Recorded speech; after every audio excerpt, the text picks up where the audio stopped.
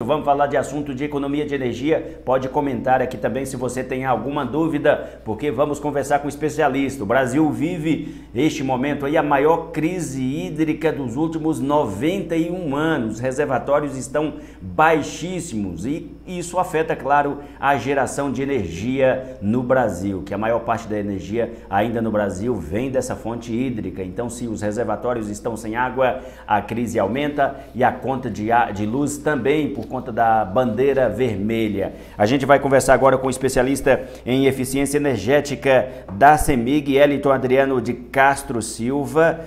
Obrigado por conversar com a gente, Wellington. Boa noite, tudo jóia? Boa noite, tudo jóia com você? Bom demais da conta, tirando essa parte da conta alta aí, por conta da economia. E vocês sempre falam, né, Wellington, vocês especialistas dessa área de eficiência energética, a CEMIG como concessionária, ela não quer que o consumidor gaste à vontade e tenha conta mais cara. Pelo contrário, é preciso todo mundo economizar. E como economizar? Dica principal, Wellington. Certamente. Quando se fala de energia, a gente tem que utilizar aquilo que é o necessário, né? Não é o esbanjo, a gente não pode esbanjar o gasto de energia. Bom, eu posso te falar que a principal dica de economia, a gente tem 3 equipamentos básicos em praticamente todas as residências que devem ser olhados com mais carinho. O primeiro deles, né, todo mundo tem uma lâmpada em casa. Então, a dica principal para a questão de iluminação é a substituição das lâmpadas por lâmpadas LED. Por quê? A gente consegue uma economia de até 50% do gasto de uma lâmpada fluorescente compacta ou a lâmpada tubular, aquela mais fininha, né, e tem ela de 60 centímetros e de 1,20 m, a gente consegue reduzir a potência pela metade quando você substitui a lâmpada fluorescente pela lâmpada LED. Já não são vendidas há muito tempo as lâmpadas incandescentes, mas a gente ainda encontra bastante lâmpada nas residências, lâmpadas incandescentes. Quando você vai comparar a potência da lâmpada incandescente com a lâmpada de LED, isso pode chegar a 1/6 da potência. Uma lâmpada de 60 centímetros de 60 watts incandescente, por exemplo, ela é substituída por uma de 10 watts. Então, isso aí é o primeiro equipamento que a gente tem que olhar. O segundo equipamento é o chuveiro elétrico, que é, vamos dizer, o grande vilão do consumo de energia. Para o chuveiro elétrico, a gente tem 2 opções, vamos dizer assim.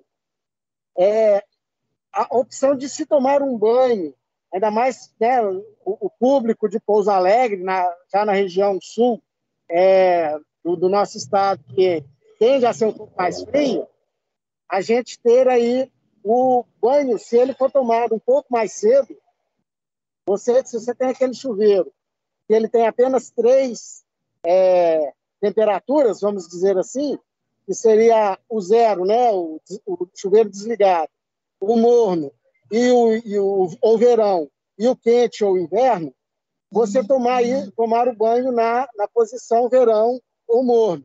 Ou, de repente, se tiver um calor muito grande, até mesmo um banho frio, né? Agora, e o terceiro equipamento que a gente pode falar é da geladeira.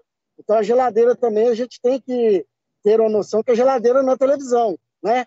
A gente não pode abrir a geladeira e ficar imaginando o que eu vim pegar, né?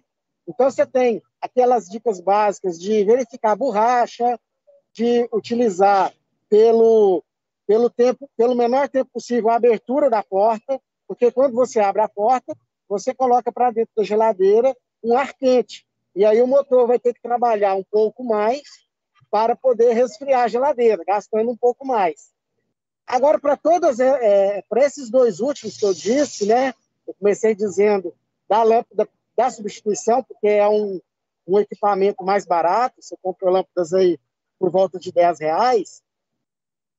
O chuveiro e a geladeira, eles têm que ser pensados se são equipamentos muito antigos, porque a gente tem, por exemplo, geladeiras mais novas, e conseguem consumir bem menos do que as geladeiras antigas.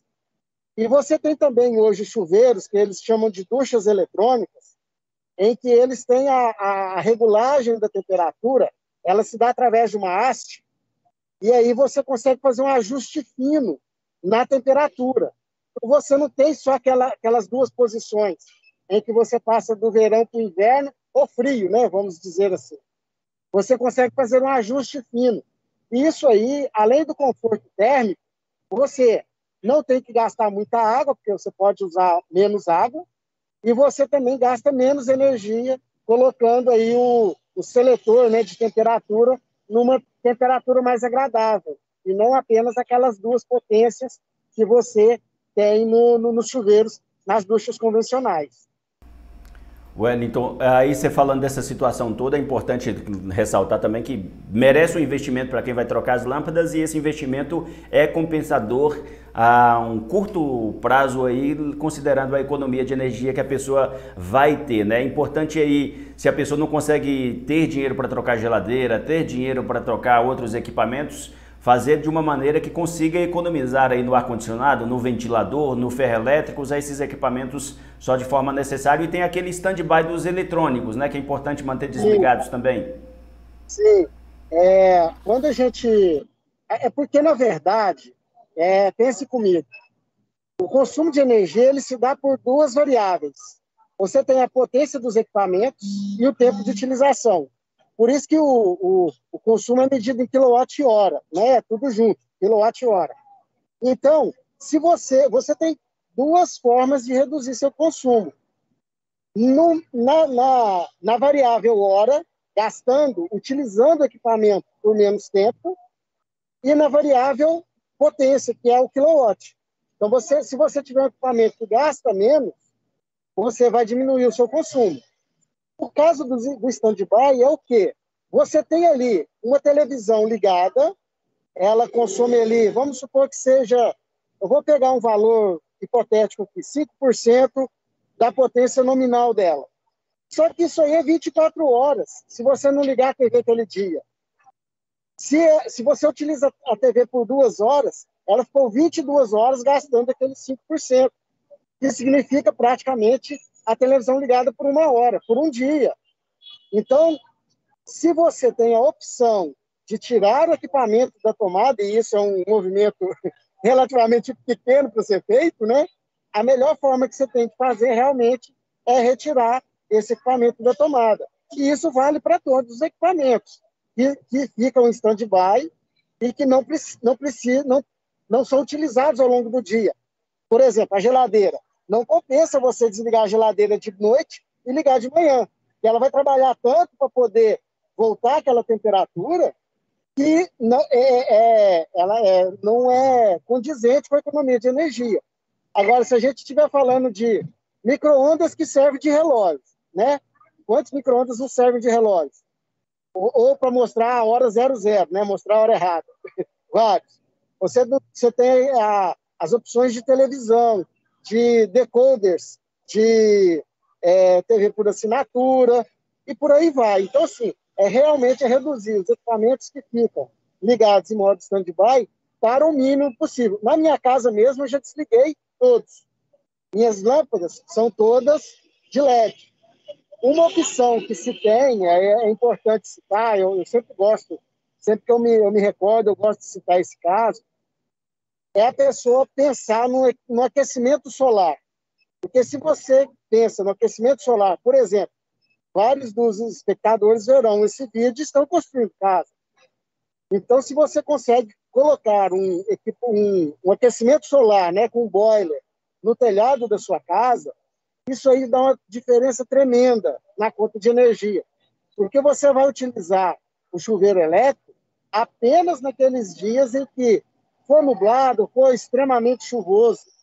Isso aí, como a gente está na região muito tropical, isso aí ao longo do ano isso é muito significativo. Você no início, você comentou da bandeira vermelha, na verdade a situação está tão crítica que a bandeira hoje não é nem vermelha, é patamar 2. Então, foi criada uma nova bandeira que ela está preta. Ela está preta e foi chamada de escassez hídrica. Então, a cada 100 kWh gasto na conta, vai vir a mais para o cliente R$ 14,20. Então, a diferença é muito grande, né? A bandeira vermelha patamar 2 era R$ 9,00, 9 e pouquinho. Ela teve um aumento de 50% e foi criada essa nova bandeira chamada escassez hídrica. Então, por isso que é muito importante o acompanhamento do consumo, a verificação dos equipamentos se estão todos funcionando de forma correta e utilizar com essa racionalidade que a gente sempre fala. Beleza? Beleza, combinadíssimo. Valeu, Wellington. Obrigado pelas informações. Bom trabalho aí. Abraço.